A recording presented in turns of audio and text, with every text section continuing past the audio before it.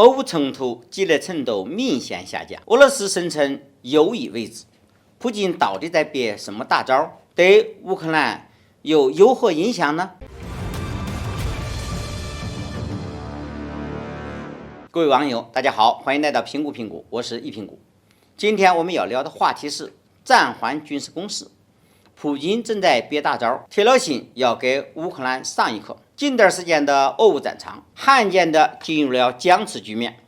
表面上看，这种僵持的原因是由于扎波罗热核电站事件的阻碍，乌克兰以炮击核电站为威胁，让俄罗斯军队不得不放缓脚步。但是真相远没有那么简单。近日，俄罗斯国防部长绍伊古在上回周日防长会议上公开表示，俄罗斯之所以放缓在乌克兰的特别军事行动，是有意做出的决定，目的是为了使平民的伤亡最小化。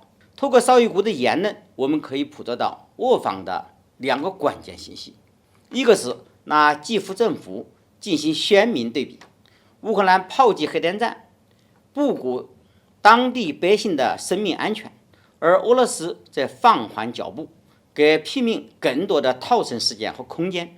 在人道主义上，两者高下立判。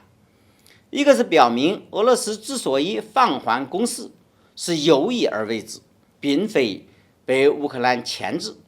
俄方在战场上依然掌握着主动权。还需要看到的是，俄方主动选择中场休息，绝非表面上的人道主义那么简单。最近一段时间以来，几个信号尤为值得关注。其一，俄罗斯军队仍然在大规模集结中。过去一段时间以来，俄罗斯军队尽管攻势暂缓，但是并未出现军队的大规模调离，甚至依然在不断的往乌克兰南部地区集结。其背后透露的目的很简单，那就是强化对赫尔松地区的控制，保障克里米亚的安全，加大对敖德萨的威胁。这充分说明了俄罗斯暂缓攻势很可能只是一时的。其二，随着冬天的即将到来，欧洲国家将更加依赖俄罗斯的天然气。虽然欧洲国家当前都在不断加大天然气的储量，以避免因为俄罗斯天然气的全面断供导致冬天挨冻，但是储量终究都是有上限的。即便储存满了，如果没有源源不断的天然气流向欧洲国家，那么他们今年大概率还是要挨冻的。其三，西方国家已对乌克兰心生疲惫。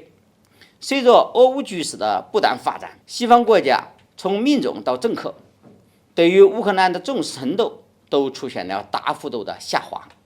具体体现在西方国家对于乌克兰的援助远没有一开始那么大方了，民众越来越不满于俄乌冲突带来的能源通胀和粮食危机，厌恶情绪正在增加，疲态越来越明显。一连串信号看似平平无奇，但是串联起来却让人产生一个惊人的猜想，那就是俄罗斯当前的中场休息不排除是普京当局正在憋大招，铁了心要养精蓄锐，依靠冬季攻势给乌克兰上一课。毕竟冬天的欧洲国家能源上有求于俄罗斯，乌克兰士兵大都是新兵蛋子，在严寒中战斗力更是大打折扣。一旦到了那个时候泽连斯基政府很可能就不得不孤军奋战了。好，今天就聊到这儿，谢谢你的关注。